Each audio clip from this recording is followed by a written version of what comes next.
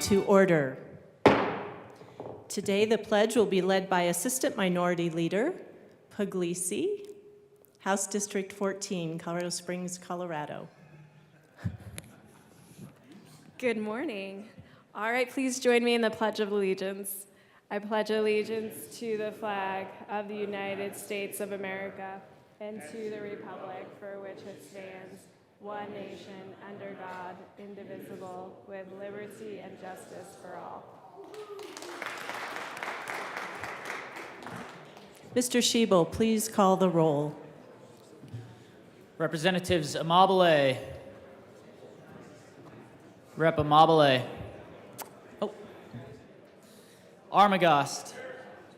Bacon. Byrd. Representative Byrd. Excused. Bockenfeld. Basenecker. Bottoms. Bradfield. Bradley. Brown. Representative Brown. Excused. Catlin. Doherty. Rep. Doherty. Excused. DeGraff. Degree Kennedy. Dixon. Duran. English. Epps. Representative Epps. Excused. Evans. Frizzell. Rep. Frizzell. Oh. Froelich. Garcia. Representative Garcia. Excused. Gonzalez Gutierrez. Hamrick. Hartsook. Herod. Representative Herod. Excused. Holtorf. Judah. Representative Joseph is excused. She's here? Oh. I have her excused. Okay. Representative Kipp. Leader. Lindsay. Linstead. Luck. Lukens. Lynch. Mabry. Marshall. Martinez. Representative Morrow is excused. McCormick. McLaughlin. Michelson Janae. Ortiz. Parenti. Puglisi. Ricks. Representative Ricks. Excused. Sharbini. Sirota. Snyder. Soper. Representative Soper. Excused. Story. Taggart. Titone. Valdez. Velasco. Vigil. Weinberg. Weissman. Wilford. Wilson. Winter. Woodrow. Representative Woodrow. Excused. Young. And Madam Speaker. Here.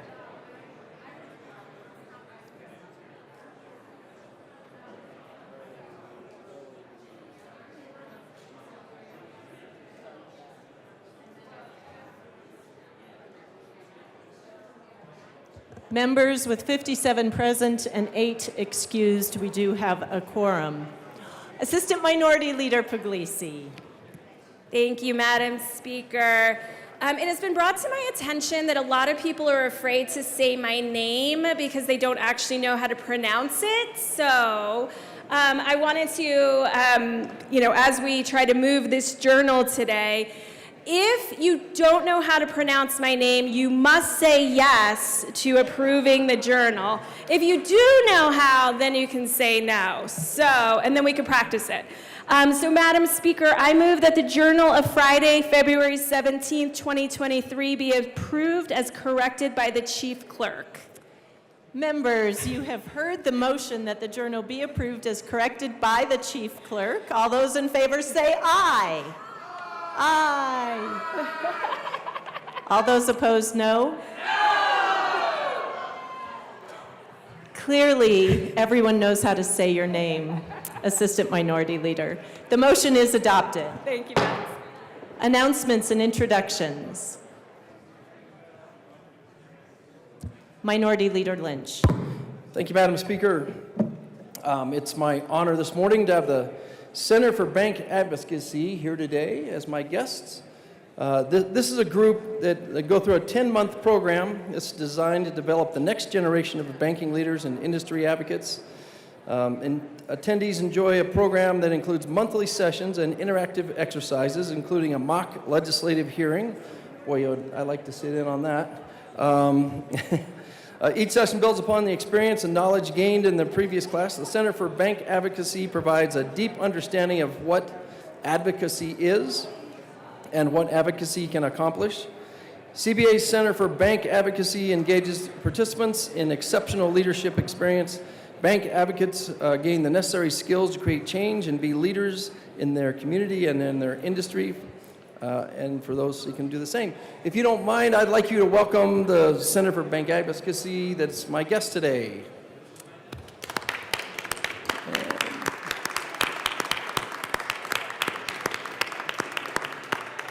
Thank you guys for being here. Welcome. Glad to have you with us. Representative Froelich. Thank you, Madam Speaker. The Transportation, Housing, and Local Government Committee meets this afternoon at 1:30 to hear 4 bills, 1139, 1156, 1140, and 1166 LSBA. We meet tomorrow at 1:30 to hear 2 bills, 1173 and 1068. Looking forward to it. Don't you understand? That's a compliment. Representative Doherty. Thank you, Madam Speaker. Health and Insurance will meet 5 minutes upon adjournment to hear bills 1110 and 1130, so we will see you there. Representative Weissman. Thank you, Madam Speaker, and good morning, members. This is an announcement about the work of the Judiciary Committee today. We will meet at 1:30 in the Old State Library. That's the big room across the way. Note, Old State Library, not the room downstairs. We will hear 2 bills, 1133 and 1167. Note that at the request of the sponsor, we will not hear 1164 today. Again, we will not hear House Bill 1164 today. That will be brought up at a later date. Thank you. Representative Michelson-Jeannet. Thank you, Madam Speaker. Good morning, Public and Behavioral Health and Human Services. We will not be meeting upon adjournment. We will be meeting at 1:30 in room 107 to hear SB 40 and House Bill 1160. See you at 1:30 in room 107. Majority Leader Bacon. Ooh, Majority Leader, Assistant. Assistant Majority Leader Bacon. She's looking so powerful in that gold suit. Loving it. Where is my counterpart? Okay, family, good morning. Yeah. Sorry. Anyway, if you all had not, or if you all have forgotten, okay, today is Mardi Gras. Leadership. Anyway, so myself, oh wait, come on down. Myself and Representative Weinberg, where I'm not sure where he is right now, we promised you, we have beads, and we promised you all gumbo and tea cakes today. And come on, Rep. Weinberg, come on down. Representative Weinberg. We wanted to share with you what we have on today's menu. Do you want to share, Rep. Weinberg? Representative Weinberg. Thank you, Madam Speaker. This weekend, thanks to Monica Duran's husband, we put a grill out in the back. So we will be doing gumbo and South African sausage this morning. Assistant Majority Leader Bacon. So members, I might be coming around just to ask you if you're interested. We have 3 types of gumbo outside. We have vegan gumbo, kosher gumbo, and that's just without shellfish and chicken, and it has chicken, and then seafood gumbo and some rice. So I hope you all enjoy. This is also in conjunction with the Black Caucus in celebration of Black History Month. We also have a sweet treat for you called tea cakes. And tea cakes, family, come from a space where my ancestors and our slaves, they did not have access to baking soda and sugar, so they made little cakes out of molasses and flour. And so we have one of those for each of you as well. So we are celebrating good old-fashioned Louisiana culture. It's deeply rooted in Black history, along with today being Mardi Gras. And for all of you, get it out your system, because tomorrow at crack of dawn is Ash Wednesday. I'm just kidding. All right, thank you so much. Thank you. Representative Sharbini. Thank you, Madam Chair, or Speaker. Sorry. I have permission to be out tomorrow, the 22nd. So approved. Thank you. Any further announcements or introductions?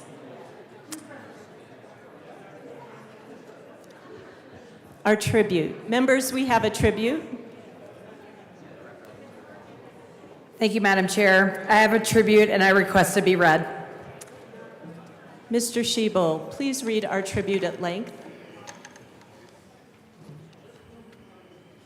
In memoriam, the House of Representatives convened in the 74th General Assembly hereby extends sincere condolences and expressions of sympathy to the family of Dylan Wittenberg. Dylan Wittenberg lived alongside his family in Roxborough, Colorado. He was an exceptional young man with a unique eagerness to take any and all challenges head on. Dylan was hardworking, kind, and open-minded. He had 3 younger brothers, and he was a model of excellence in their eyes. He had a love for football and academics that pushed him to maintain a schedule most adults would have trouble with. Dylan was selfless, with outstanding care and love for others. He was everything an older brother and son should be. The Colorado House of Representatives extends their deepest condolences to Dylan's family on their tremendous loss. On request of Representative Brandy Bradley, given this 21st day of February 2023, State Capitol, Denver. Thank you. Dylan and his Representative Bradley. Sorry. Thank you, Madam Chair.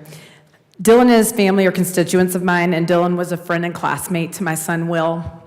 Dylan was born in Las Vegas, Nevada on November 24, 2008. His mom remembers he was in the birthing canal for so long that he had a cone head, and that his natural birth was the hardest out of all 4 of her boys. His mom remembers Dylan as the sweetest, most patient, and good, calm baby. He was always such a good boy. He was a leader even at a young age to his 3 brothers. He loved his brothers fiercely, protected them, but also as the oldest, annoyed them as well. When baby brother Aiden was born, Dylan treated him as if it was his very own baby. They loved to play in their very own band with pots and pans. The arrival of 2 more brothers, Tony and Lucas, meant even more love. Dylan would often babysit his 3 younger brothers, teach them to ride bikes, take them to the park, or go to movies with them. Dylan was the perfect example of a loving big brother. Dylan always kept his family guessing. He was deathly afraid of heights. He was scared of being on a ski lift and roller coasters, but he would ride the highest and scariest water rides at a theme park without even thinking twice. Dylan was a delayed learner, but that didn't stop him. Like the true leader he was, he dedicated himself to learning and persevering, and at the time of his death, he had a 4.0 GPA. Whenever Dylan wanted something, he worked very hard for it without begging his parents. When he was 13, he wanted a pair of $500 Jordans and worked so hard to buy them. He even had a savings account which he used to buy clothes. On November 22nd, 2022, Dylan and 3 of his friends were walking around Crystal Lake when 2 of his friends ventured out onto the thin ice. Dylan was screaming for them to get off when they fell through the ice. In true leader fashion, Dylan did not think but acted. He immediately jumped into the icy water to protect and save his friends. Dylan was able to push his 3 friends to reach the hoses and extension cords neighbors had thrown out to save them. Unfortunately, by the time it came to save Dylan, he went under the water. It would take 30 minutes for the dive team to pull him out from the icy water, load him into an ambulance, and rush him to the hospital. Upon the family reaching the hospital, Aunt Yvonne walked over to a first responder to say thank you, and he said, "No, thank your nephew. Dylan is the hero. He saved those kids by pushing them in." So today, we remember Dylan Wittenberg for the true hero that he is. Can I ask for the family to stand and be recognized?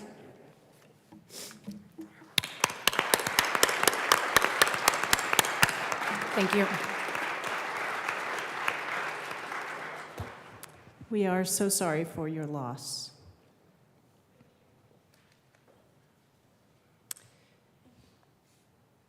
Members, are there any further announcements? Seeing none, Madam Majority Leader.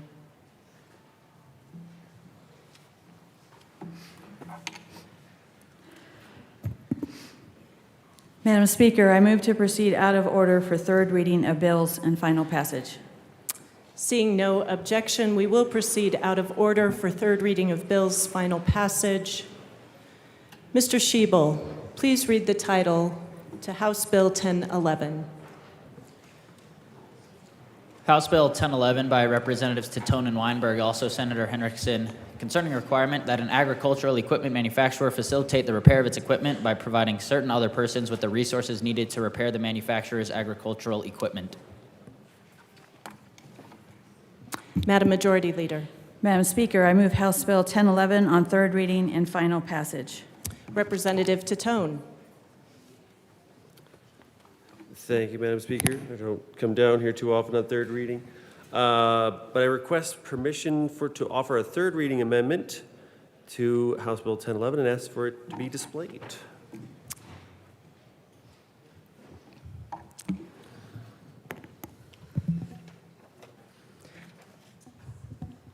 One moment, Representative.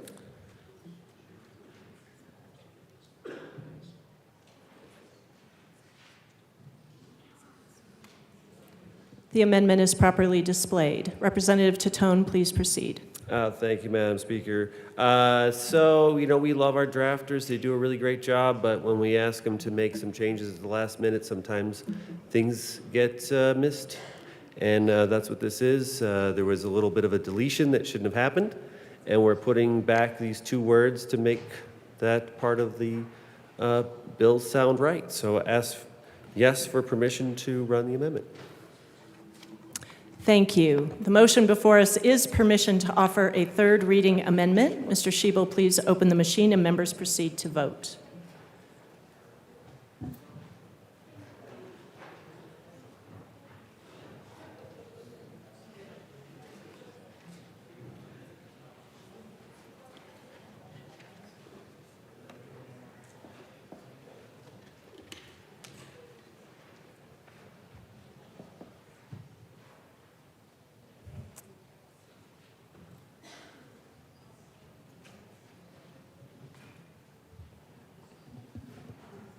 Please close the machine.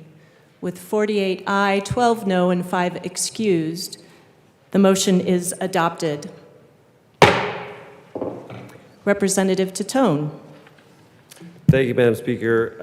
I move amendment L013 to House Bill 1011. Seeing no further discussion, the motion before us is the adoption of amendment L013. Mr. Schiebel, please open the machine and members proceed to vote.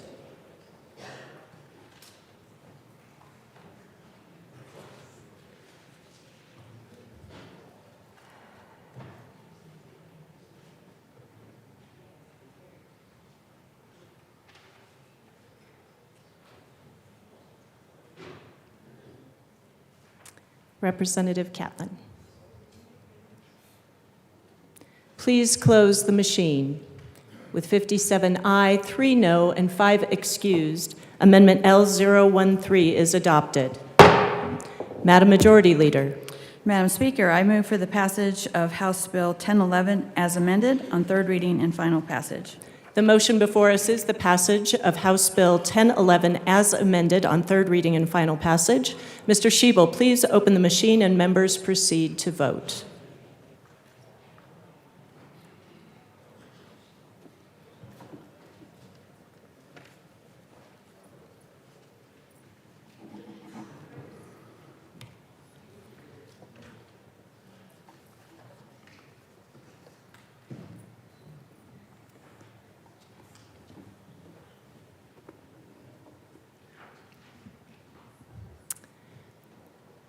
Please close the machine.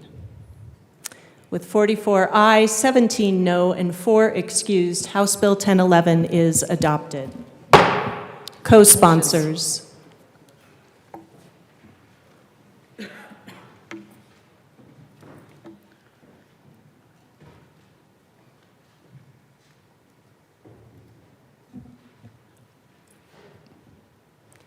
Please close the machine.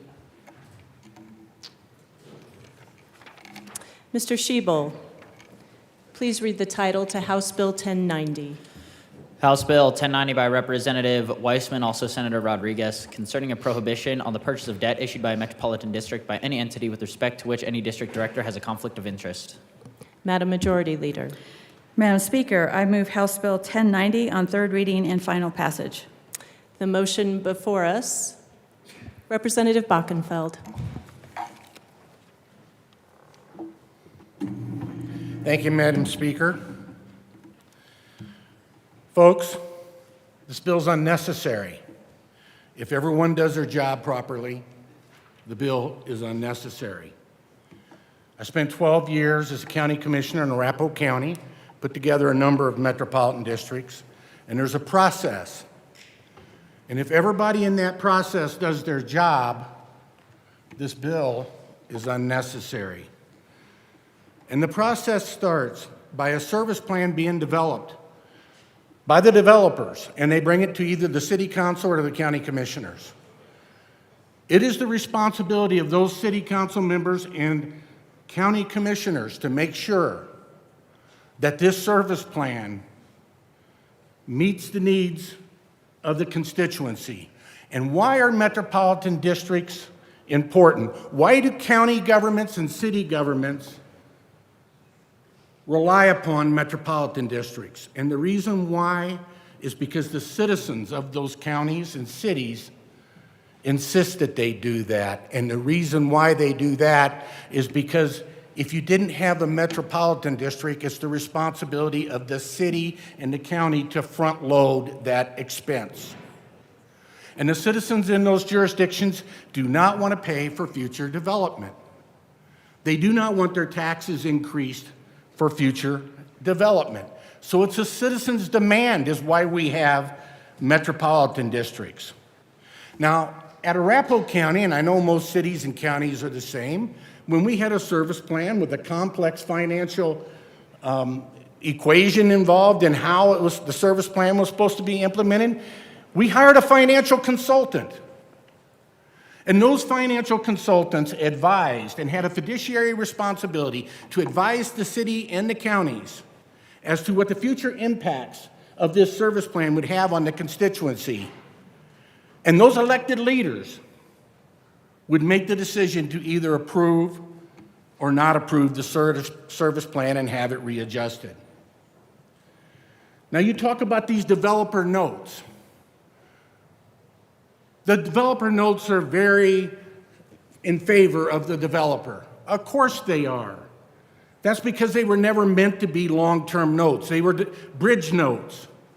A developer sets up a metropolitan district and they are the board. The owners of that metropolitan, of that subdivision are the board. Those notes are not marketable because the success of that note depends upon the success of the project.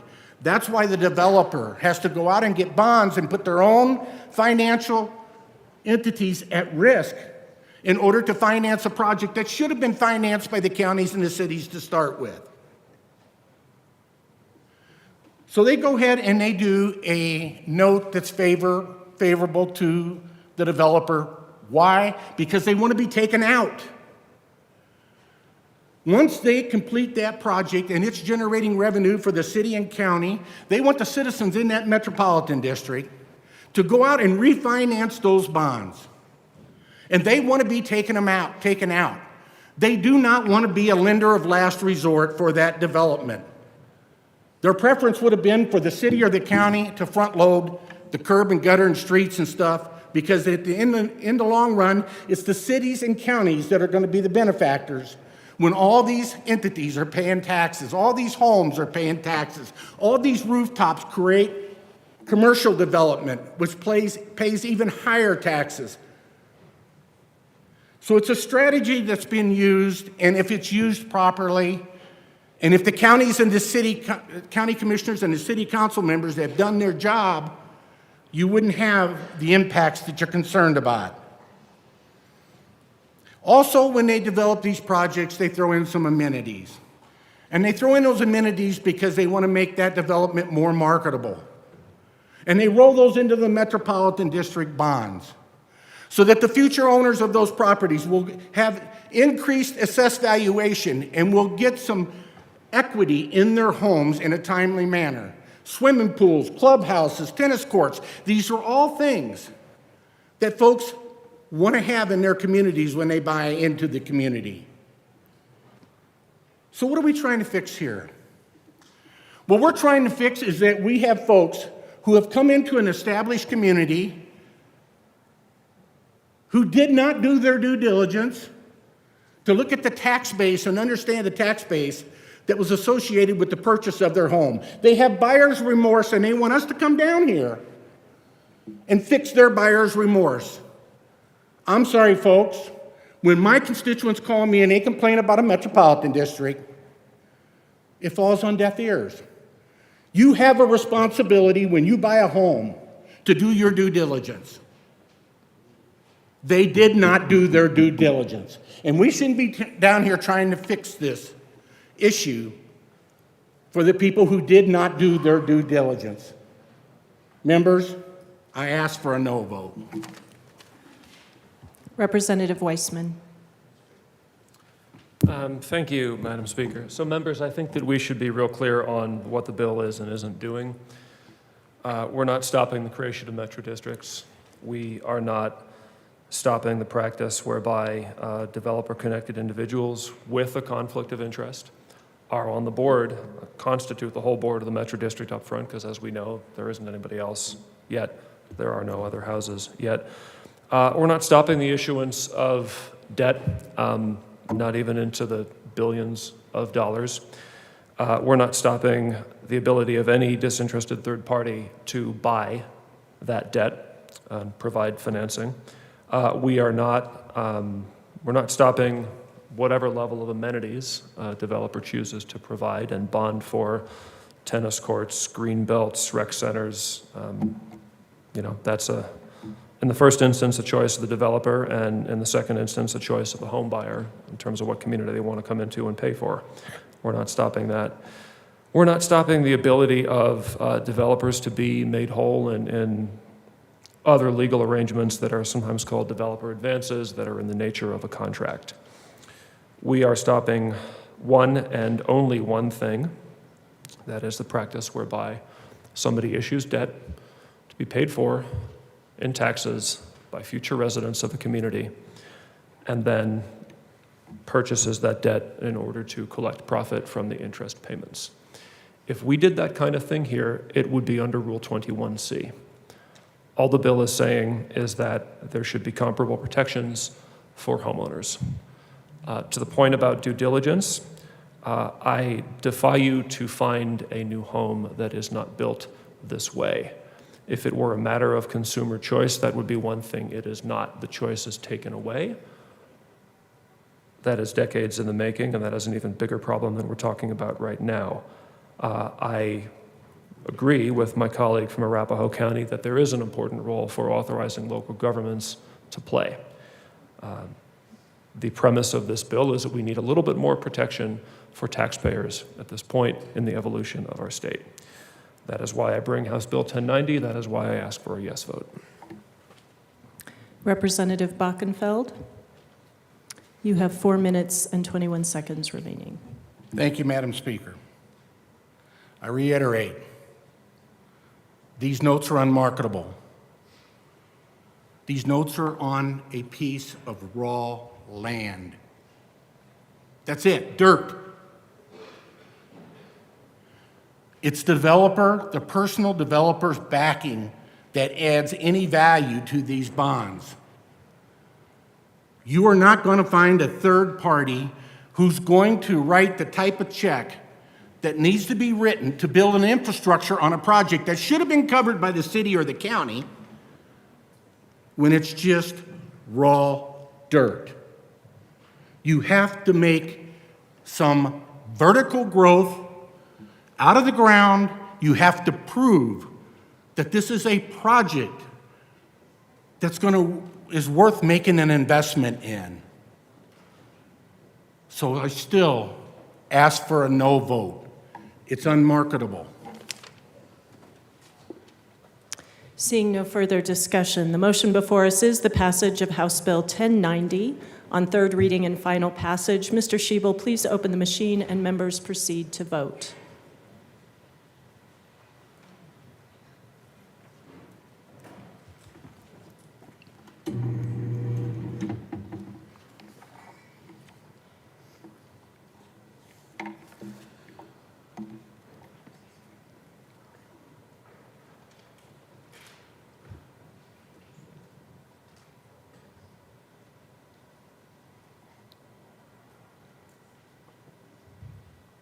Please close the machine.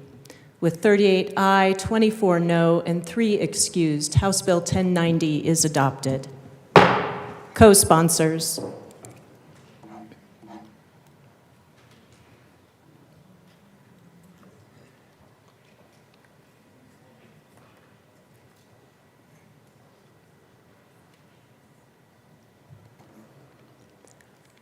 Please close the machine. Mr. Schiebel, please read the title to House Bill 1037.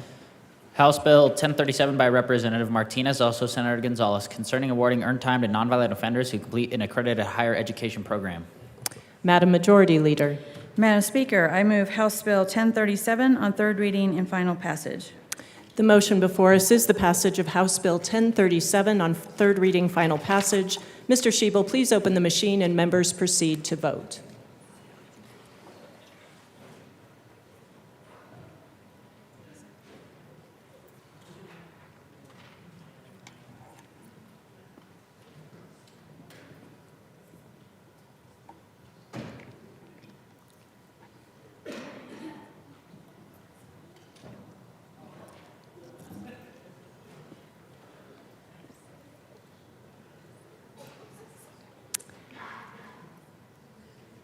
Please close the machine. With 61 aye, 1 no, and 3 excused, House Bill 1037 is adopted. Co-sponsors.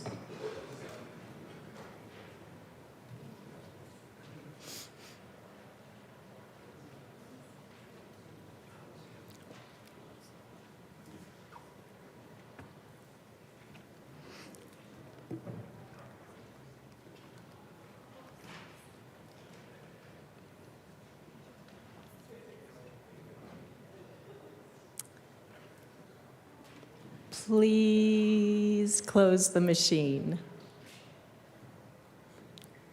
Mr. Schiebel, please read the title of House Bill 1137.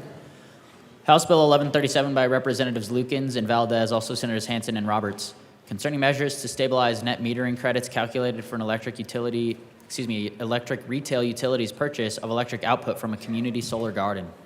Madam Majority Leader. Madam Speaker, I move House Bill 1137 on third reading, final passage. The motion before us is the passage of House Bill 1137 on third reading, final passage. Please open the machine and members proceed to vote.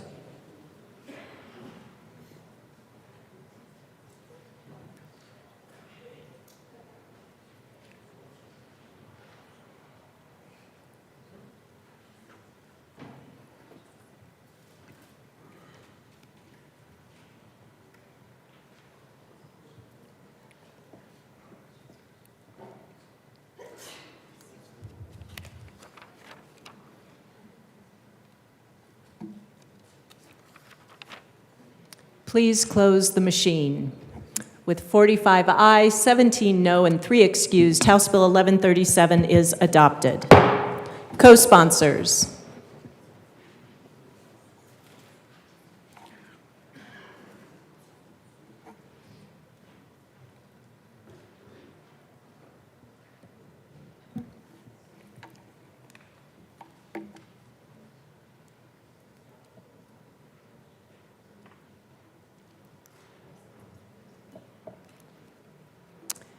Please close the machine. Mr. Shebel, please read the title to House Bill 1141. House Bill 1141 by Representatives Lindsay and Story, also Senators Henriksen and Mullica, concerning the authority of History Colorado to dispose of 3 properties and in connection therewith, authorizing the disposal of the real properties known as the McFarland House in Central City, the Pierce McAllister Cottage in Denver, and the Pueblo Museum Support Center in Pueblo. Madam Majority Leader. Madam Speaker, I move House Bill 1141 on third reading and final passage. The motion before us is the passage of House Bill 1141 on third reading, final passage. Mr. Shebel, please open the machine and members proceed to vote.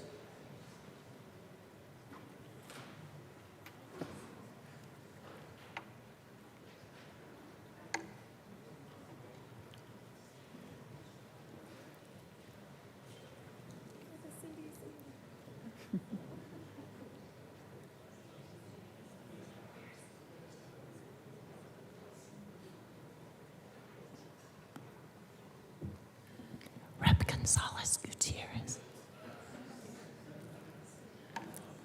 Please close the machine. With 57 aye, 5 no, and 3 excused, House Bill 1141 is adopted. Co-sponsors.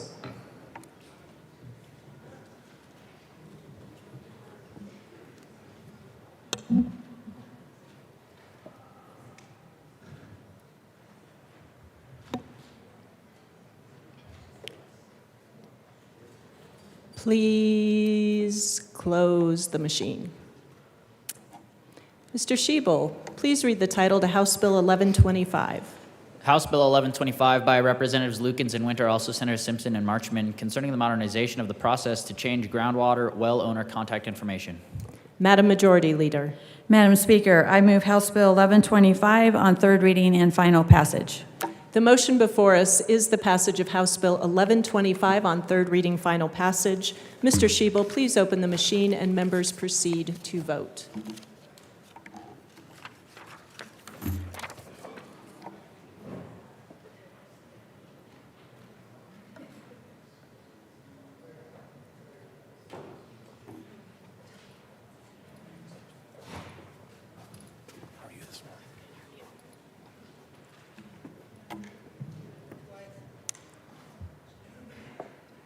Please close the machine. With 62 aye, 0 no, and 3 excused, House Bill 1125 is adopted. Co-sponsors.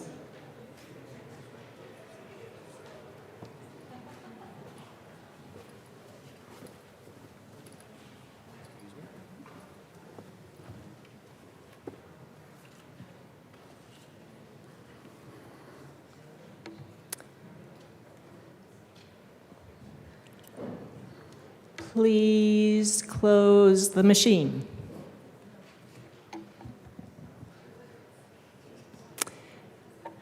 Madam Majority Leader.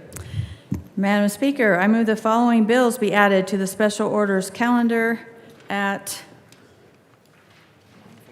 9:40 a.m. House Bill 1123, Senate Bill 10, and House Bill 1151. Seeing no objection, the bills listed by the Majority Leader will be added to this special orders calendar at 10:41. 9. Thank you.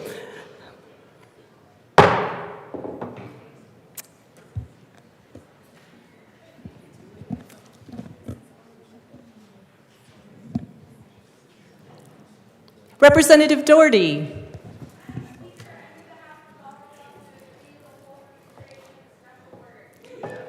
Members, you have heard the motion. The House will now resolve itself into the Committee of the Whole for special consideration of special orders. Representative Doherty will take the chair.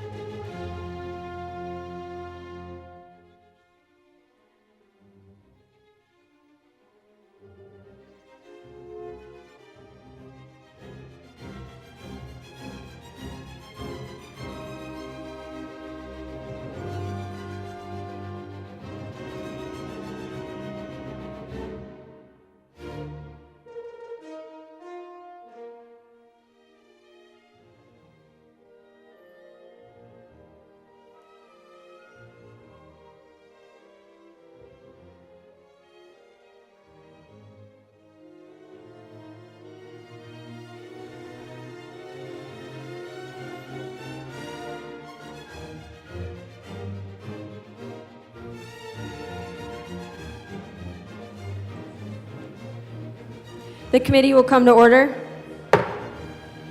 With your unanimous consent, the bills will be read by title unless there is a request for reading a bill at length. Committee reports are printed and in your bill folders. Floor amendments will be shown on the screen and on your iPads. Bills will be laid over upon motion of the majority leader, and the coat rule is relaxed. Mr. Schiebel, please read the title of House Bill 1123.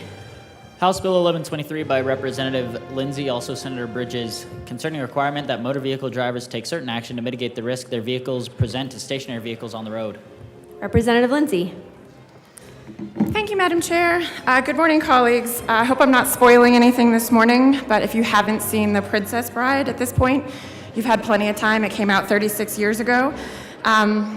So do you all remember when Buttercup laments to Wesley that she's already married Prince Humperdinck, and Wesley asks her, "Did you say I do?" And she says she actually didn't, to which he responds, "If you didn't say it, you didn't do it." Turns out the same is here in this chamber, where much to the horror of my high school student Congress colleagues, I did not actually move my bill on Friday. I did not say I move, so let's remedy that now. I move HB 1123 on second reading. I also move the Transportation, Housing, and Local Government Committee report. To the committee report. Thank you, Madam Chair. In committee, we added an amendment that clarifies that protections for port of entry vehicles as well. Any further discussion on the committee report? Seeing none, the question before us is the passage of the committee report. All those in favor say aye. Those opposed, no. The ayes have it. The committee report passes. To the bill, Representative Lindsay. Thank you. This bill protects all motorists when they're at their most vulnerable, at the roadside when we're fixing our own cars or waiting for help to arrive. These protections are already extended to law enforcement and first responders, and now it will be extended to folks like you and me. It's supported by the State Patrol, the Colorado Rural Electric Association, and the AAA. So it's a good bill. So good that when Rep. Weinberg heard it on Friday, he ran down here to ask to join me as a co-prime. So let's get this thing passed properly.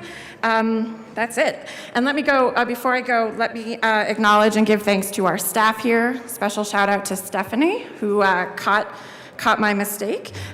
Just thank you for making sure we get all of our work done here properly. Thank you. I urge an aye vote, and parliamentary procedure rocks.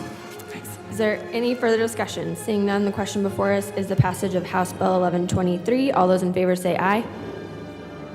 Those opposed, no. The ayes have it. House Bill 1123 passes. Mr. Schiebel, please read the title of Senate Bill 10. Senate Bill 10 by Senators Bridges and Simpson, also Representative McLaughlin, concerning the Water Resources and Agriculture Review Committee. Representative McLaughlin. Thank you, Madam Chair. Madam Speaker, Madam Chair. Unlike the Princess Bride, I move House Bill, Senate Bill 2310 to the second reading, please.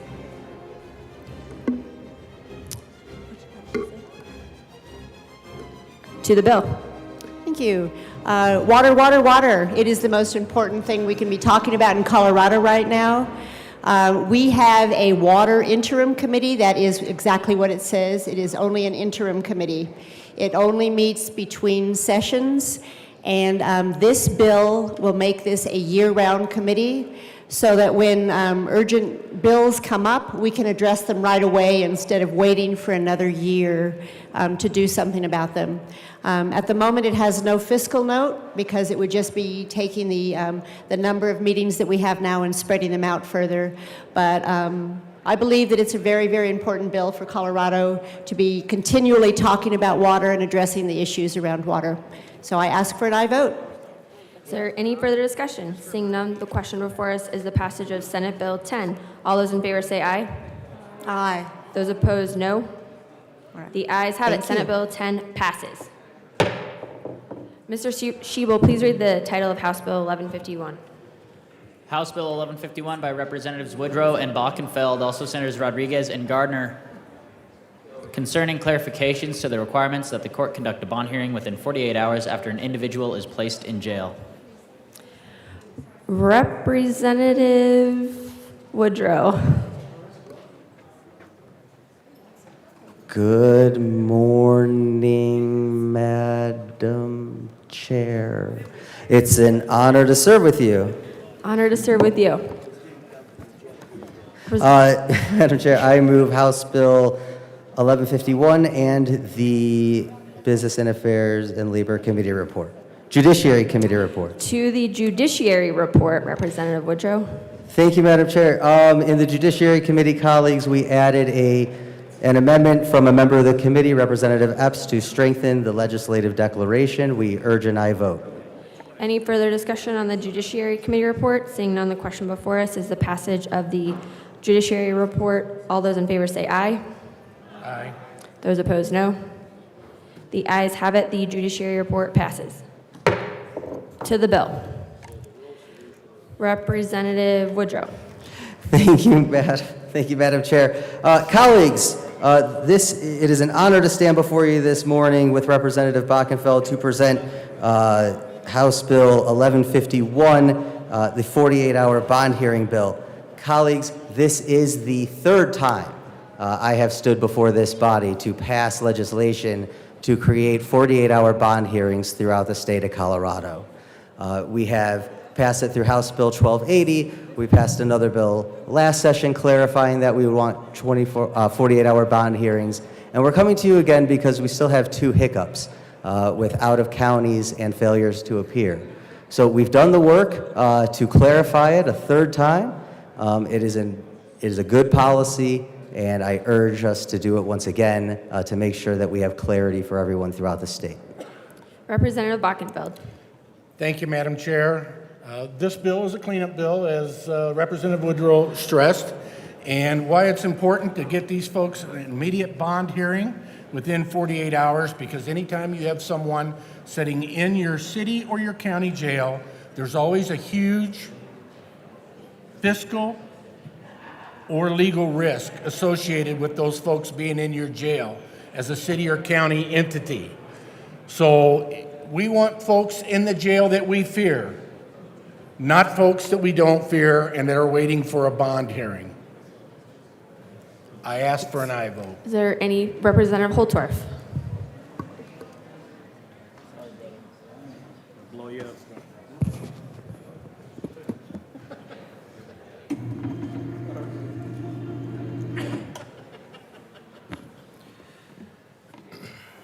Madam Chair, esteemed members of this chamber, several years ago this bill came up, and I was opposed to it then, and I'm still opposed to it.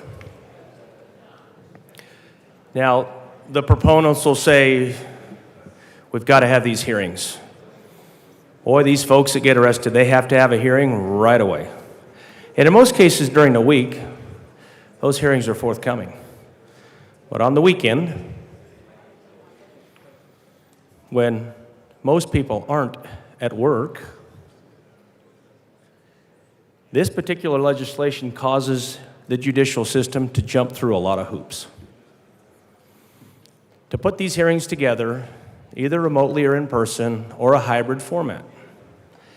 Now, in rural Colorado, in the districts that I represent, 13th Judicial District specifically, they are not happy with this.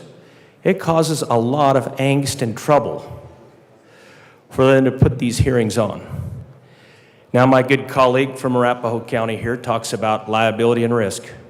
Well, I tell you what, there's liability and risk in everything we do. When you get yourself arrested, for those of us that have been put in the cuffs and hauled off to the Hooskow, you just put yourself at risk, didn't you? Maybe you shouldn't have broken the law. Maybe you shouldn't have done something wrong, or maybe you shouldn't have been at the wrong place at the wrong time. But I will tell you, a rush to save these people from the jail bars that they're looking at with this type of legislation may not be the best remedy for them. Because sometimes you need to sit and think about what you've done and why maybe you did it. I will tell you the best thing that my dad did for me was make me think about it.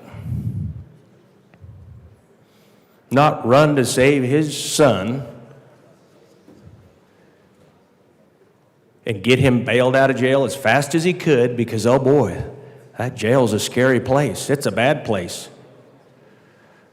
There's bad people there. They might have some type of mental issue or some type of other issue that could put the county jail at risk. Well, ladies and gentlemen, jails are there for a reason. People that do bad things find their way many times, and in most cases, if the system is working right, and it doesn't always work right, I understand this, but about 80% of the time it does.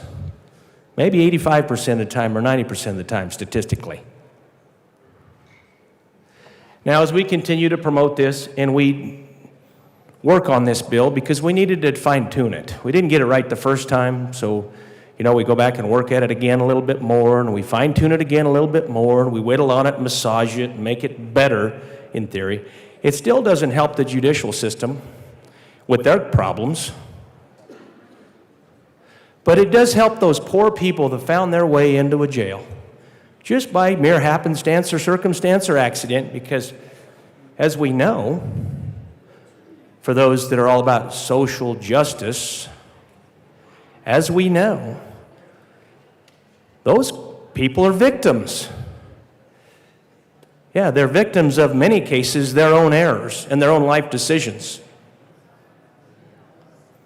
Many of them have found their way there of their own doing, of their own choices. Not all, mind you, but many, and most, in most every case. Now, I fundamentally disagree with this type of legislation on several levels. The first level is the fact that we don't have enough capacity in the judicial department. The second level is the funding is always in question. The third level is many people are so quick to let people out of jail. They're so quick to give them, well, they give them PR bonds now. It's just like a speeding ticket.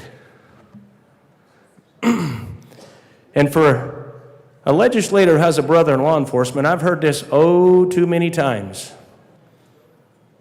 We're so quick to try to get people out of jail because of the liability, risk, cost, and everything else, that the people that need to be in jail and think about it maybe aren't in jail long enough. Now, I know that's a hard subject, and many of you are squirming in your seats. How can I possibly speak this way? Well, I will tell you, ladies and gentlemen, I've been there. And the best thing my daddy did for me was make me sit there and think about it, so I wouldn't want to do it again. And that is also a fundamental reason why we need to slow down the train on this type of legislation and more, and help our judicial systems, and help those people that are causing trouble maybe not get out so fast and cause trouble again. Because how many, we talk about recidivism and all these other things, how many of the people that you steal a car, get arrested, go to jail, get a PR bond, they're back out on the street and go think about, they're eating supper trying to figure out how they're going to steal their next car with their buddies. And they're laughing at the system. People on the street are laughing at it because it's so easy to get away with all these criminal acts. 1, 2, 3, 4, 5 times. How many times do you have to get put in prison? The Attorney General of the state of Colorado told me personally in a conversation, at least 3, maybe 4. How many times you take somebody's car before you have to sit in jail and think about what you've done? And maybe that bond hearing isn't so forthcoming within 48 hours. Maybe 24, maybe 12. Maybe we should make it 6 hours. Bill sponsors are probably like that. Well, I will tell you, as we sit here and try to do all this social justice, we are doing the people that are involved in this, criminally involved, we call it. Now, that's the new buzzword. Well, I call it arrested. I call it getting the cuffs and getting hauled off to the hoosegow. That's what we call it where I'm from. Straight up. And that's what you get. But we're so worried about that because nobody needs to be responsible for their own actions anymore. It's someone else's fault. Society did this to me. It wasn't my fault. But now I want to get out of jail as fast as I can. I got to have that bond hearing and get home, or get back to wherever you're going. And I've talked to the bill sponsor, my good friend and colleague. We went around about this. I've also talked with the sponsor from the other side of the aisle, and I do appreciate what they're doing. I understand their intent, but I will tell you, this type of legislation is not the road to travel if you want to help certain people help themselves. Thank you, Madam. Representative Marshall. Colleagues, I usually don't like to spend extra time to slow down the process, but people have said if you have very strong feelings on a subject, you should speak to it. This 48-hour bond requirement is something I cannot believe we are even still talking about. 2 decades ago, more than 2 decades ago, I was the senior defense counsel in Japan and the SJA for Marine Corps Air Station Iwakuni. And under the military justice system, if the commanding officer put anyone into the brig, they were required to have an independent hearing officer hear the basis for it within 48 hours. And we took that so serious, we would fly people in from Okinawa in order to ensure people had that 48-hour hearing. Because the individual who was put in the brig was innocent until proven guilty. So the fact that we're even talking about this 2 decades later, and our colleagues have had to bring this bill 3 times because people just don't want to get into the mindset that there cannot be arbitrary and capricious power by anyone. And if the government brings someone and deprives them of their liberty to have an independent individual look at the basis for keeping them within 48 hours, it's un-American. And I have made that point to quite a few people that in very conservative circles who totally agree that you cannot use arbitrary and capricious power, that there has to be someone to look at it. And some of the horror stories I have heard of people being held 30 or 40 days without a bond hearing, again, why are we even still talking about this 2 decades later since I came out of the military, looking at a requirement of 48 hours in the most remote areas of the world, and we would still accomplish it? So I urge a vote of yes on this, please. Any Representative Woodrow. Thank you very much, Madam Chair. And I would just, to address some of the comments that were made, we're bringing this bill, and we've debated the policy in the past because it comports with the Constitution. As the 11th Circuit stated in O'Donnell in 2017, we conclude that the federal due process right entitles detainees to a hearing within 48 hours. A review of the due process right at issue here counsels against an expansion of the right already afforded to detainees under the Fourth Amendment by McLaughlin. Look, this is about comporting with due process. That's why we brought this policy 2 sessions ago. It's why we passed it last session. All we're doing now is cleaning it up again because what we want to do is follow the Constitution. I urge an aye vote. Any further discussion? Seeing none, the question before us is the passage of House Bill 1151. All those in favor say aye. Aye. Those opposed, no. The ayes have it. House Bill 1151 passes.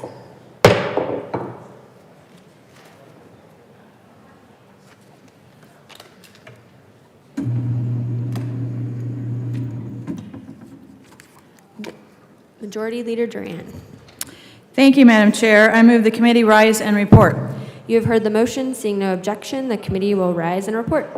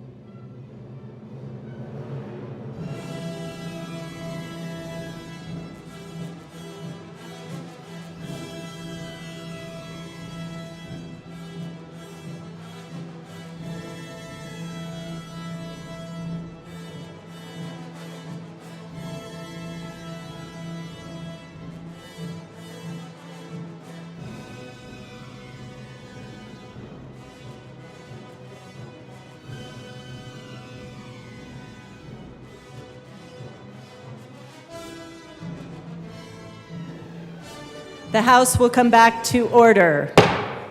Mr. Schiebel, please read the report of the Committee of the Whole.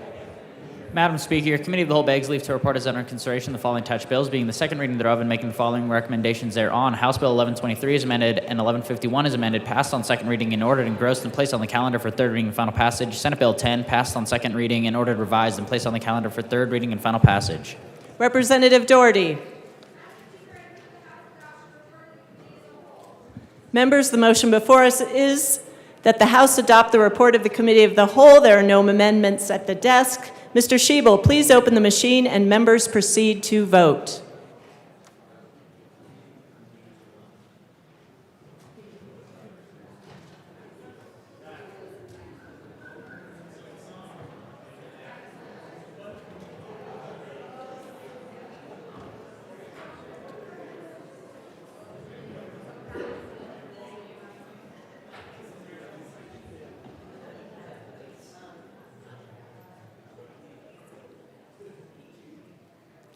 Minority Leader Lynch.